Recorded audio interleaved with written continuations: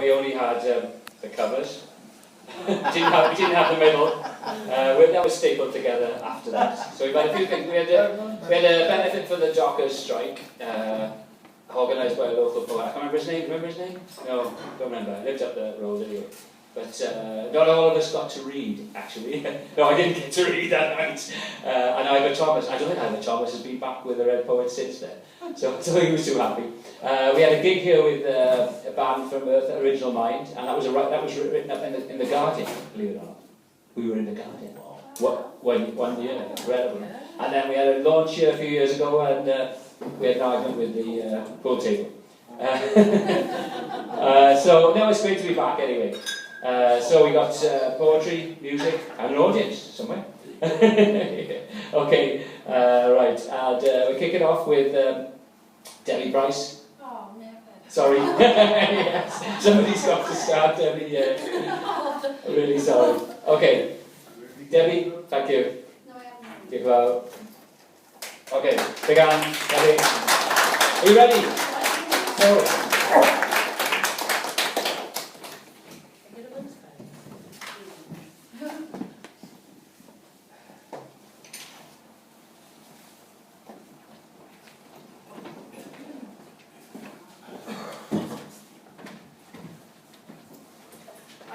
poems for a change.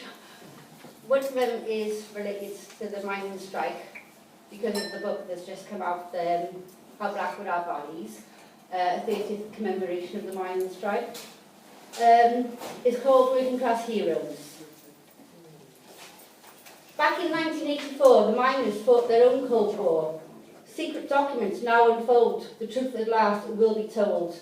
It's 30 years since that debilitating strike, when Di and Phil and Ron and Mike fought every day for one whole year, families in poverty and fear. To start them back to work she tried, stopping benefits to which they applied, sequestering funds from the NUM.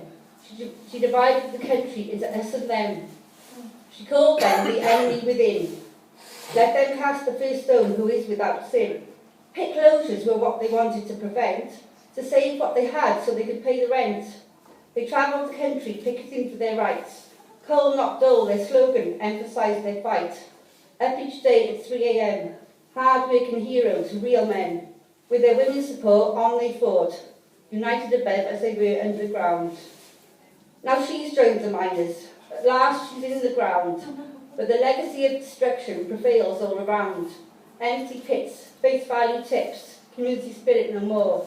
All because that evil bitch shut the mine doors.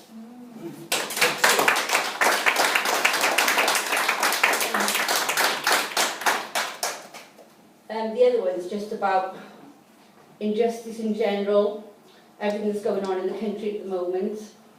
It is called Injustice anyway.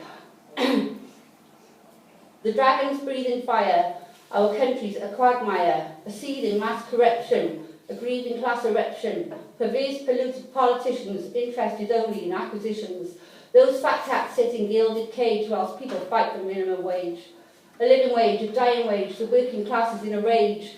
Old people shiver in unheated homes, relying on leaders like Cow and Jones to acknowledge their worth, the sacrifices they made. They fought the wars and foundations laid for the NHS to care for all, not this bureaucratic red brick wall. An Iron Bevan turning in his grave, medical staff once revered, now grossly underpaid. MPs take a pay rise, while another Atos fit for work dies. Give to the rich and take from the poor, our government's eternal law. Parents weep while children sleep, a weariness ensues. Closing libraries, leisure centres too, nothing for the kids to do. They stand on street corners, smoking dope, a plague of children with no hope. A corruption rife in Senate skies, people fed up with their lies. So working classes, we must unite. The only way to win this war is if we all stand up and fight.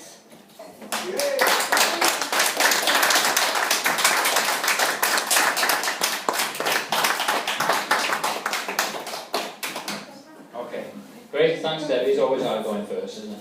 Well done, great.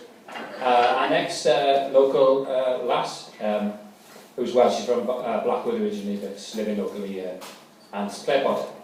She's back.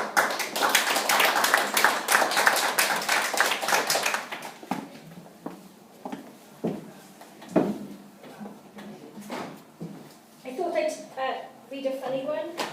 Because somebody came in and said there's more of us, I guess, than audience. And a few years ago, I got asked to do a reading with 6 writers up in Liverpool. And there was us 6 readers and 1 guy. Yeah. So it was a bit embarrassing, but it was funny. It's called We Don't Do It For The Money. He was the kind of bloke you'd be afraid to meet in an alley at night. A cliched anchor tattooed on the impressive flank of his arm, his head shaved. He had the cross-armed air of a bouncer. Pitbull leash in his pocket. His pint of squash lasted for hours. But we were grateful, 6 Welsh poets, for this attentive soul. When asked why he'd come, he said, "I'm searching for poems for my funeral."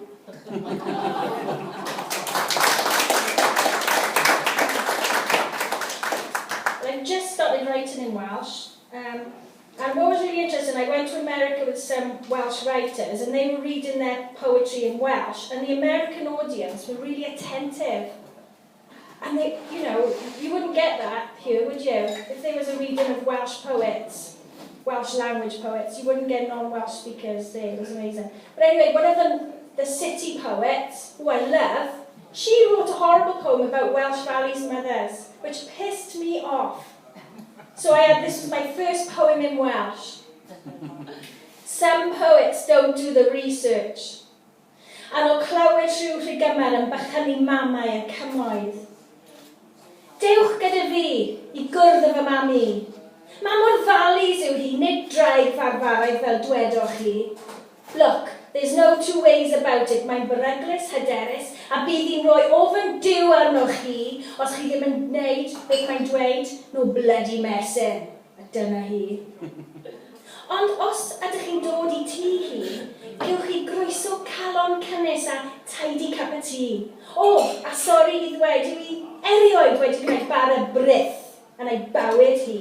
Achos nid dim ond rhyw domestig yw hi, gyda llais melys lan a lawr, like she is trying to amuse someone from the city. A nid hunched over fel hen rach filain.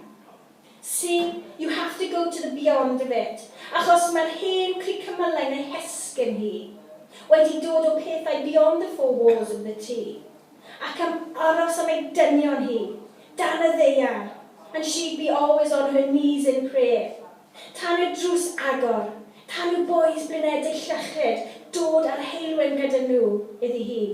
So you could sit by your fire and construct your geiriau syml and anghywer a heb bach am hi, yr un sydd a rock around the whole thing. Hi, Mam Valleys, yw rheswm ni yn gallu sing o ein calonau ni sing. Hi yw'r graidd, she is the root, a rose with a stem of steel. Does dim angen iddi defnyddio fists like you said. She will douse unrhyw threats gyda real hardcore violence ei thafod hi. Bydd hi'n cnocio chi'n fflat gyda tambeidrwydd sydd yn dod o deep in the bowels o ein hanes ni. Hi yw'r un, a hi yw'r un, a hi yw'r un, a fa.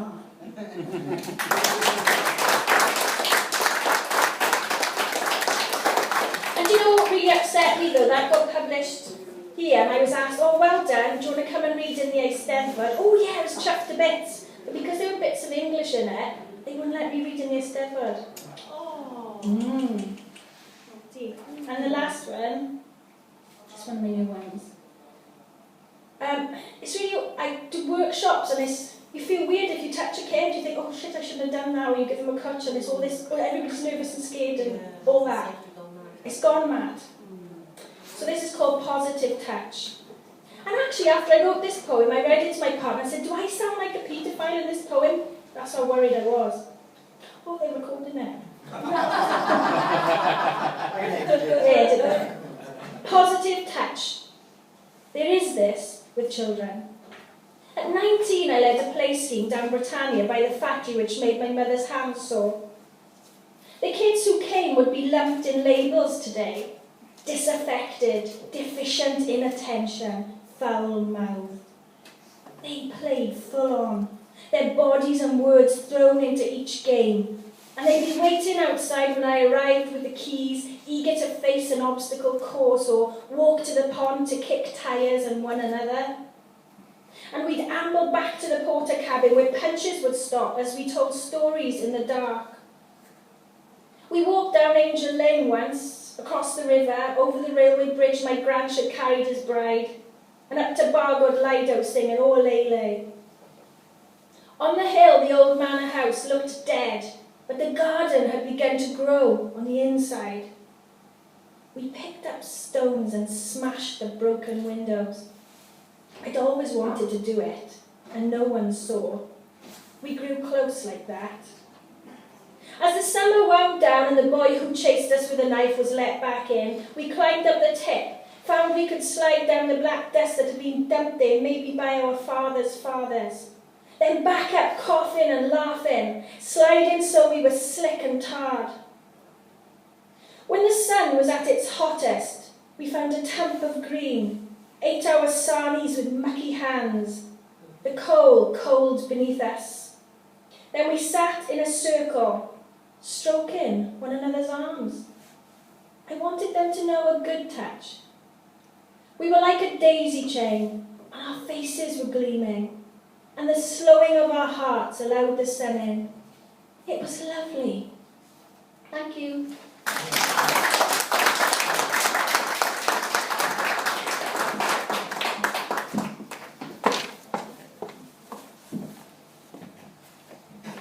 Okay, great. Deal. Okay. Okay, next is Josh, who's so eager. He was here on Sunday, and he's been sleeping underneath the pool table ever since. So, Josh, thank you. Hello. I used to be a student. I don't like it much anymore. I don't like students. I really want to be a student again. So I wrote a poem about being a student. So here we go. Poetry slam, uni glam. I learned 3 things from the University of Glamorgan. 1, a good cheat is someone who doesn't get caught. 2, everything you have learned will be a forgetting process. And 3, uni students are a collection of unused flaccid cocks. Poetry slam, uni glam. I don't know my asshole from my elbow, handouts and grants to hands and beer. Fear as an assignment, but maybe due on a Tuesday. Spoon-fed, it's a learning process through. Poetry slam, uni glam. Okay, I know where I'm an asshole, and I know how to use my elbow. Failing at what concept it speaks, education certifying, no understanding. Poetry slam, uni glam. I think firm handle on a strong grasp. Mind altering is warping my writing. Somehow it writes with no warning. Hey man, it's time to get out of student land. Poetry slam, uni glam. Reminiscing with a midlife crisis in hand. Knowledge produces no tangible grapes. Memories fade with all the real lessons. I would really like to think I learned a few. Thank you. I really hope nobody takes any offense, but I was like writing some comedy stuff and I realized I was a shit comedian, so anyway, this is called Jim Boyo's Drink-Induced Epiphany. Do you know how rugby was really invented? Nobody wants to hear it. Do you want to hear it? Yeah. Alright, cool. Okay, it all started off with a bunch of Celt dudes tired of shagging sheep. Okay, I know what you're all thinking. How can you get bored of shagging sheep, right? Goats and donkeys were frowned upon at this point in time. Okay, you gotta imagine, right? A bunch of strong, burly, bearded men, you know, fucking salt of the earth, hanging out at the old drinking hole, Clwb Y Bont. Bored of beating their wives and kids, bored of drinking and fighting and brothels, and with no more joy in life than waiting for death. Until Jim Boyo had a drink-induced epiphany. Boyos! I has a solution to our diabolical situation. Oh, but DY Boyos! Look, see, 2 opposing hugging groups pushing together, and we can all cushion while smelling each other's bumholes. And the scrum was invented. But this wasn't socially acceptable at this point in time. That's why the rugby ball was eventually invented. But rugby really didn't become a popular sport until shampoo bottles were mass-produced. I need to do more research.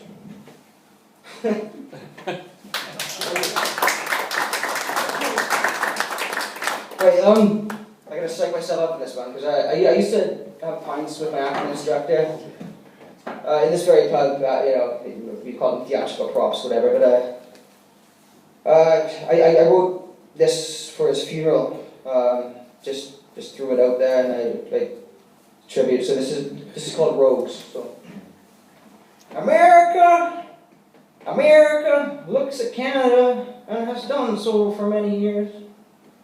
The same way England has done so for many, many years. If there are English people or American people who hear, I suggest covering both politically injured ears. You call us rogues, inbred, low-life simpletons, with song in heart and thy skip and step, with common courtesy running amok with politeness to spite the weather. Happy? Rogues. Rogues. Rogues. Common muck, swimming pool, peasants so very pitiful, with no gain, thy no lose. You are but simply fools. I will let you know a little secret. We are smarter than they are, because we know what we are. Thank you.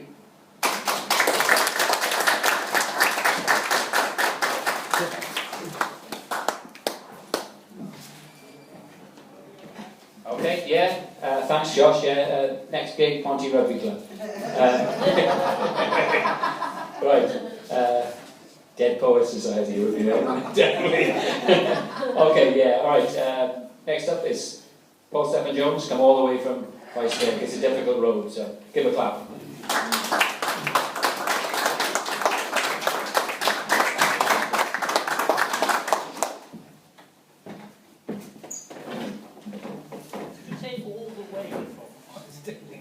Yeah, he's right. It's not that far.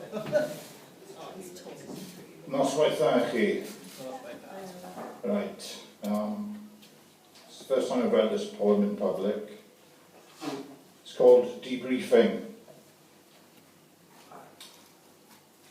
Thank you for agreeing to end hostilities, which must have been a difficult step to take. I hope you don't find this question insolent, but as you have been involved in acts of extreme violence over the decades, do you have any opinions of others who committed mass killing for similar or dissimilar motives? Do you prefer the nail bomb to the pipe bomb? And has the smart bomb ousted the time bomb? How would you rate the Night Stalker when compared to the Black Panther? Or does non-politically motivated homicide leave you cold, even though every murder is political in its own way?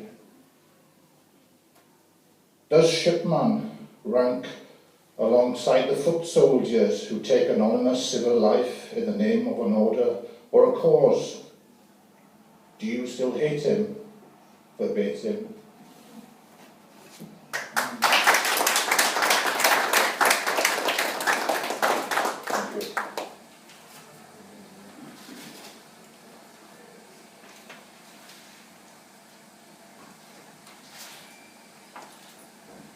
This is a countryside poem. I've been from the countryside.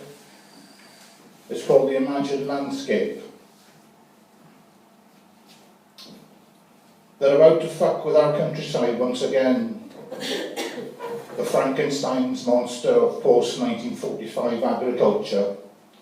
It's deformed wildlife, it's experimental livestock, the silenced birdsong, the bludgeoned hedgerows, the haunted wonder of how it used to be. Your imagined landscape's a shithole, full of shit and holes, Guns and traps, barbed wire and gates, ruin and disease, truth and fiction, husbandry and industry, darkness and night, love and hope, you and me.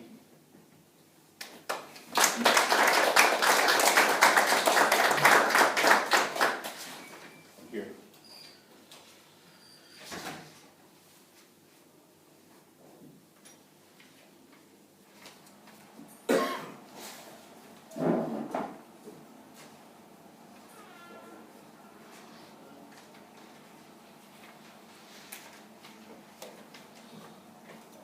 A couple of poems now that I wrote for the Christmas cracker industry. They're very short, but entirely unseasonable. First one's called Clwb Y Bont. Not game footage, but I outlived Stanley Baker as non-pacifist, fist, anti-fascist. In humidity following biblical rainfall, we all rust.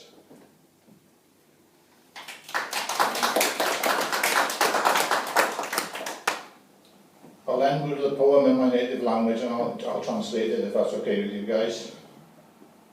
It's called Amddiffyn Ymosod. Paid gwerthu drill llimochol milwrol. Stym ryfedd, mae rai pobl yn lladd. Y personoliaeth yn suddo fel pêl-droed marw, neu ystyr cyfoes tarw.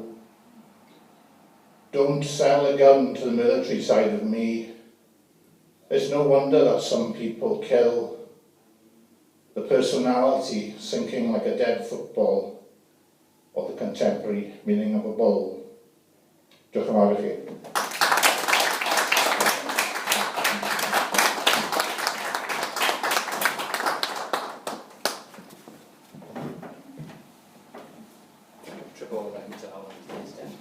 Okay, diolch Paul. And Julie's going to be next, Julie Pritchard. Okay, Julie, you ready? Yeah? Okay, Julie.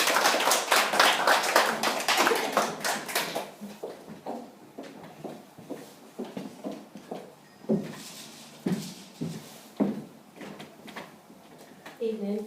I'm going to read the first poem, Peace, that was in the Red Poets 2 years ago. The poppy is not the reason why they died. They gave their lives for peace.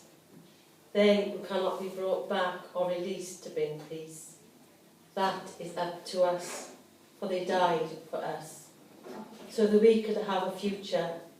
No, we threw it away with every hand grenade that was thrown, every bomb we dropped, every gun that has been fired. We were meant to be inspired, to reflect and remember, planting a tree, building a monument in memory. This is not the reason why they died, it is just another lie, while they who are supposed to know why decide, who entice, manipulate and take away from deprived council estates, to faraway lands where we wear the watch and they have the time, where you are sent to fight in their backyard, the dry, arid terrain with a mountainous view, for all the green is gone. The only colour is the flower, the one you wear on your lapel jacket, dress or blouse, that turns into a drug to give the weak power, to take the rights away from women and children. Let's not talk back to the past, to the war that should have ended it all. When we stand in silence, remember today where there is no peace.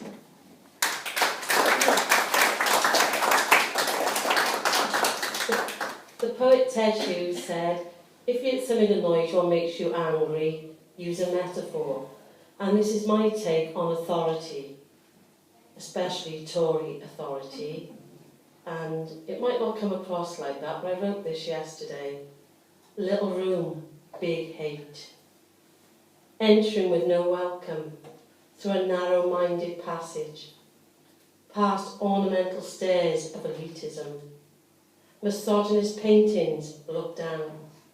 Sycophant statue sits in the corner. Ghostly shadows on the wall, not on the floor. Disguised whispering behind closed doors. Retiring to the top table where opinions are dished out from egocentric plates. Sly sideboard glances gloat at others' mistakes. Bare shelves left bitter and unpublished. Grey, ashen, cheerless fire lacking flames of inspiration. Cushions and curtains remain the same. Fresh air loiter around sealed, shut windows. They do not like change in a small room with big hate.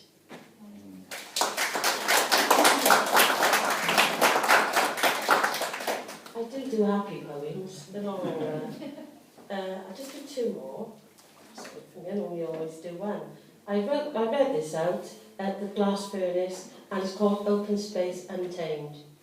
Revealing raw, rigour, ruggedness, showing gentle colours, yellow gorse, pink, purple, blue heather, browning ferns, reeds and grasses that sway to the tune of the wind. Big skies adore you, bit wild, harsh beauty, sun rays caress and shadow dance before you. Dark clouds of industry appear on your horizon, casting you aside without your consent. Signatures signed in your name have gone astray, abused, slashed, used, gashed, scarred. Your gaping soul exposed, marked by machinery. What remains are tracks of your carbon tears. And we leave on a happy note. I wrote this poem a couple of years ago. I'm a big Cardiff City fan like Mike, from the David Giles and Peter Stefan days. And I was a tomboy, and this is a true story. Wanting to be one of the boys. At cricket, they always picked me for wicket keeper. Even when I got my first black eye, I never realised why. And goalie too, wearing my brother's Leeds United socks. Sniffer Clark was on my bedroom wall, no pop stars for me. And my football album was as good as theirs. I was always popular on a Wednesday. My 5 friends, all boys, which I aspired to be like, fit in, belong, would come round to my house. And we would wait for Mrs. Sayer. Mrs. Sayer was the pools lady. She was only Peter Sayers' mam. I always asked after him. My friends were really impressed. I only saw him play the week before, when I climbed the wall at the Grange end. Come over here if you think you're hard enough, was our battle cry. No one picked on me. I was one of the boys. I knew it was coming to an end. We had just come back from nobbing apples. We scaled the pre-war concrete bus shelter. The roof was flat. We were on top of the world. Lying on my back with my scabby knees and tide-marked neck, crunching my knocked-off apple, when he started looking at me in a strange way, like in the soppy films my mam watched and cried over. I stared back blankly and wiped my nose in my sleeve. There he says to me, if you give me a kiss, you can be my girlfriend. I jumped up in horror, shimmied down the drain pipe and walked away from my childhood and me wanting to be one of the boys, because now they wanted me to be a girl. Thank you.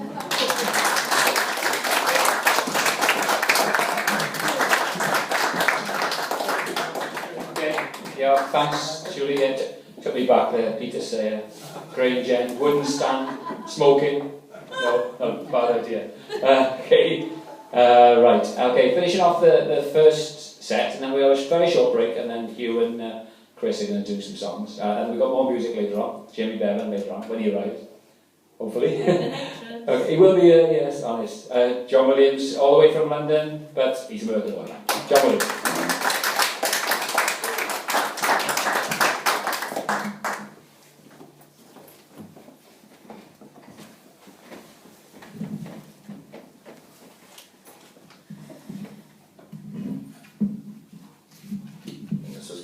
gonna get. Use the other one. Is it on? Yeah. Okay, cheers.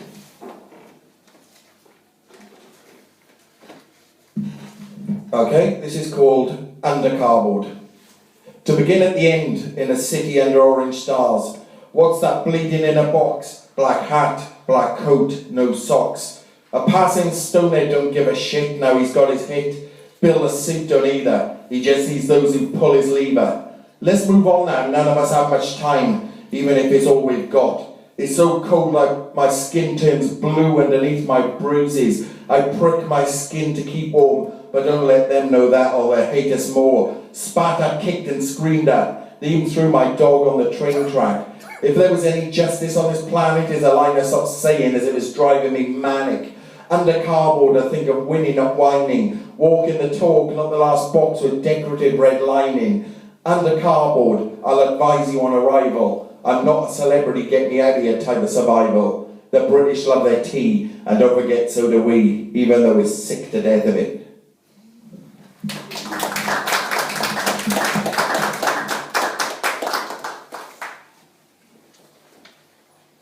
This is called Concrete Man.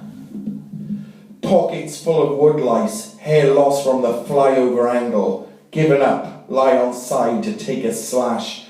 Bottle of whiskey, do it my way now. Listen to clubbers sing with one foot in their cots.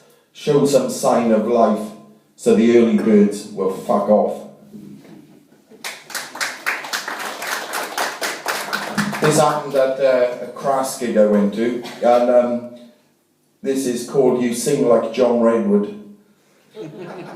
A benefit gig for those with lives in ruins. I was confronted by a mouth with a silver spoon in. He hissed, so pissed when I reeled off a list. My life, background and education he dissed. A reader of textbooks, a leader of groups. They speak of the fight but never dish out the soup. Tucked up in a warm bed, dreams of speeches he just read. The workers and underclass bow and clap to the gap-yeared, mouthy twat.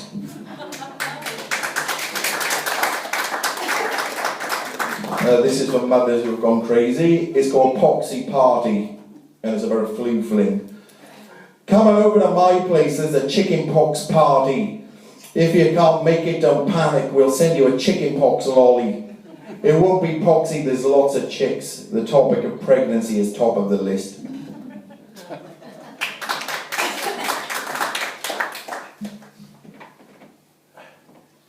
And this is called the Sniffed at Snifter train.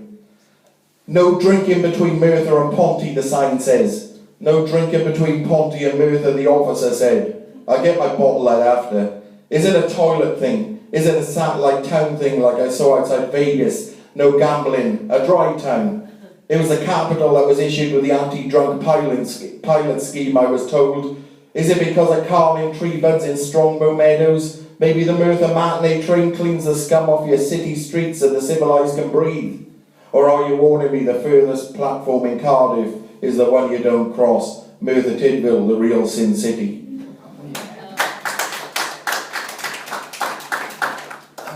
This is about all the pubs closing down, it's called the locking.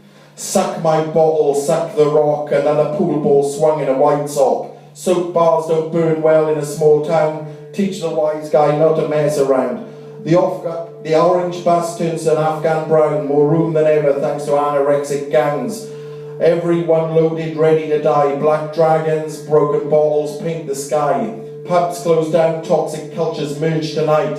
Under one roof, we watch, bite and fight.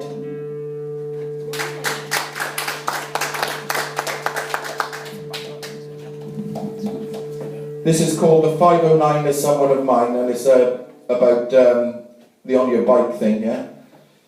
She came out of nowhere and shook my existence, an exotic night of art and the smell of incense, followed by a day of summer love and fruity wine, a click of affection on the serpentine.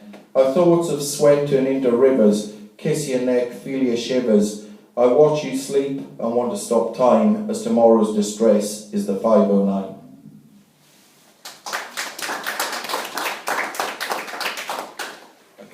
And this is called S4C Refugee. One hell of a long time to reach this point in life. What I've done, what I do and how I do it. Went the other way, kept the distance, and now you're back again. Move away, please, let me breathe. Now and then I do things the hard way. Another damaged coin dropped into the city piggy bank. Not a sob story that stinks, just a place where I don't drink or think or blink. Can you see the link? S4C, refugee, left behind the family. S4C, refugee, can get lonely. And this is my last one. It's called A Thin Blue Line for the Thin Blue Line.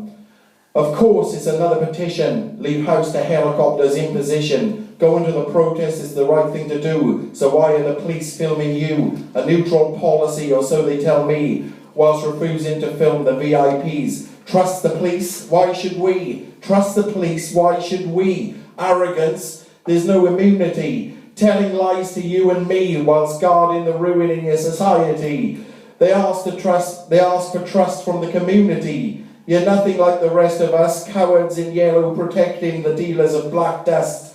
Trust the police, why should we? Trust the police, why should we? Cheers.